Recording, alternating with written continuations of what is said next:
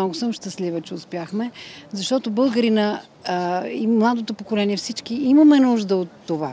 Имаме нужда да ни трепкат сърцата, да ни повдигне музиката, нашия си български дух, защото където и да е човек по света, той трябва да има здрави устои. А здравите устои са историята, традицията, да знаеш поколенията преди тебе. Архитектът Николай Савов. Голяма чест е правенето на една такава композиция, която е свързана с героизма на хиляди хора, или айде да не са хиляди, десетки хиляди, които са загинали за България и са в основите на новата българска държава.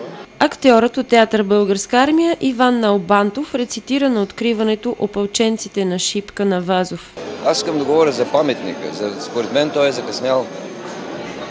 Световният величествен паметник на Шипка, отдавна българите трябваше да направят нещо такова.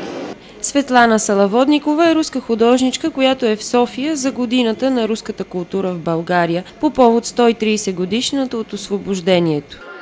В такива дни празнуваме нашата православна славянска близост, която ни е завещана от дедите ни. Ние сме културно и духовно близки, а това не зависи от политиката. Такива дни го показват.